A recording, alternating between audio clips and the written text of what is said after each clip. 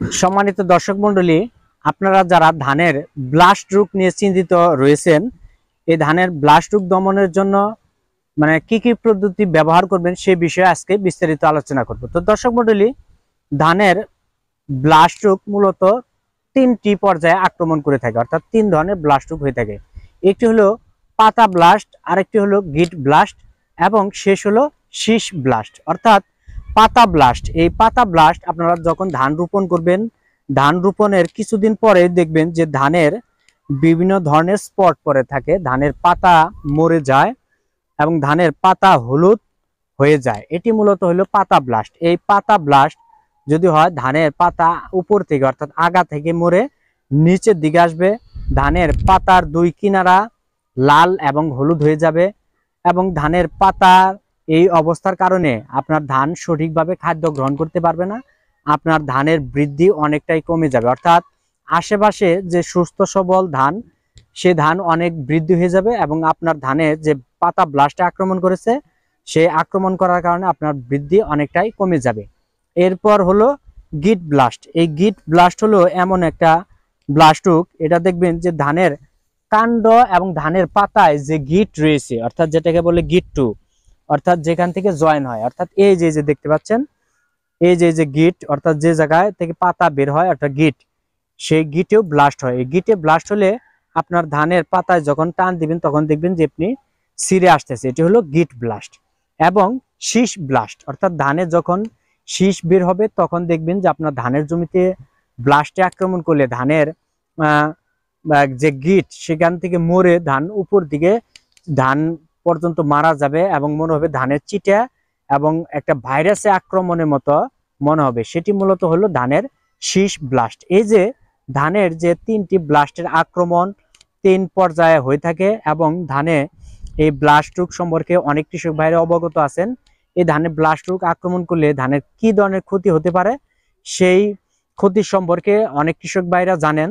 তো এই ব্লাস্ট গুলো কিভাবে দমন করতে হবে এবং কোন ছত্রাকনাশক কোন ওষুধ ব্যবহার করলে ব্লাস্ট রোগ মুক্ত থাকবে আপনার জমি এবং জমিতে কয়বার ব্যবহার করতে হবে সেটি আপনাদেরকে বিস্তারিত জানাবো। তো দর্শক মণ্ডলী, এই যে আমার পিছনে যে জমিটা দেখতে পাচ্ছেন, এটি হলো মূলত ব্লাস্ট রোগ মুক্ত, অর্থাৎ একটি পরিষ্কার পরিচ্ছন্ন জমি হলো এটি। আর যেখানে ব্লাস্টে আক্রমণ করে সেটা আপনারা জানেনই যে ধানের পাতা মরা, গোড়া পচা, ফুল পচা, বিভিন্ন ধরনের রোগ থাকে।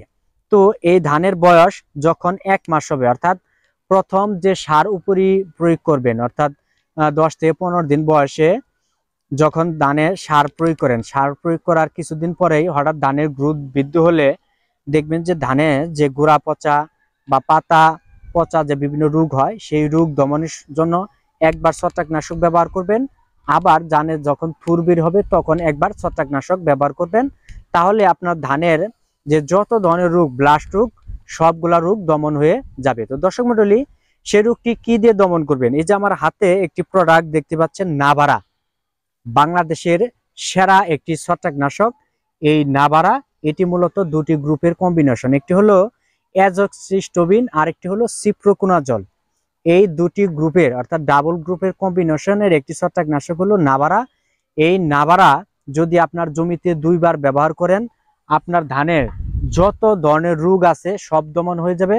ধানের পাতা এরকম পরিষ্কার পরিচ্ছন্ন এবং সবুজ সতেজ থাকবে এবং আপনারা যখন ধান বের হবে তখন ধানগুলো দেখবেন একটাও মানে সম্পূর্ণ চিটামুক্ত, পরিষ্কার পরিচ্ছন্ন এবং ঝকঝকে চকচকে সোনালী কালার যে ধান, সেটি আপনারা দেখতে পাবেন। এই নাভারা যদি ধানের 25 থেকে 30 দিন বয়সে এবং কাজথুর আসার সময় যদি একবার ব্যবহার করেন, 2 বার ব্যবহার করেন, তাহলে আপনার ধানের কোনো ধরনের রোগ থাকবে না, সম্পূর্ণ রোগ মুক্ত ধান পাবেন। এবং এই কীটনাশক ব্যবহার করলে 100% আপনারা চিন্তামুক্ত থাকবেন যে নাভারা ব্যবহার করেছি, আমার ধানে কোনো ধরনের ব্লাস্ট এবং পচন রোগে ধরবে না। তো দর্শক মণ্ডলী, এই নাভারা ব্যবহারের একটি নিয়ম রয়েছে।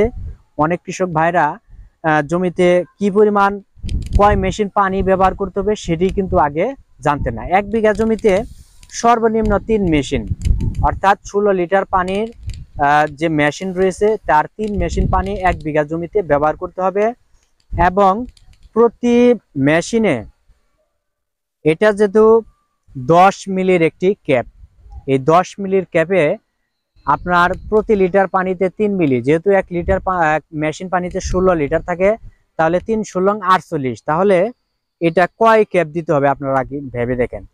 মিনিমাম 3 ক্যাপ দিতে হবে। 3 ক্যাপ পানি দিয়ে এটা যদি 100 মিলি, এই 100 মিলি 1 বিঘা জমিতে ব্যবহার করতে হবে। 100 মিলি এই ছত্রাকনাশক 1 বিঘা জমিতে যদি ব্যবহার করেন, সময়ে 2টি এই বোতলটি যদি ব্যবহার করেন, অর্থাৎ 2 সময় 200 মিলি যদি ব্যবহার করেন, ধানে কোনো ধরনের ছত্রাকের আক্রমণ আর হবে না, কোনো ধরনের ব্লাস্ট রোগে আক্রমণ করতে পারবে না। তো দর্শক মণ্ডলী, কৃষক ভাইরা যারা এই নাভারা ব্যবহার করেছেন, তারা অবশ্যই এই পর্যন্ত যে সমস্ত কৃষক ভাইরা এই নাভারা ব্যবহার করেছেন, তারা আর অন্যত্র ছত্রাকনাশক বা পচন রোগনের জন্য কোনো ওষুধ ব্যবহার করেন না। তো এর দাম হাতের নাগালে এবং বাংলাদেশের কোনো ডিলার পয়েন্টে বা কীটনাশক শপে, কীটনাশকের দোকানে পেয়ে যাবেন। তো এই ছত্রাকনাশক আপনারা জমিতে একবার ব্যবহার করুন, তাহলে দেখবেন যে আপনার ধানের কি পরিস্থিতি। তো দর্শক মণ্ডলী, ভিডিওটি যদি ভালো লাগে, এই ভিডিওটি দ্বারা যদি একটু উপকৃত হন, অবশ্যই আমাকে কমেন্টস করে জানাবেন, একটি লাইক দিবেন এবং চ্যানেল যদি নতুন হয়ে থাকেন অবশ্যই আমার চ্যানেলটি সাবস্ক্রাইব করবেন। ধন্যবাদ।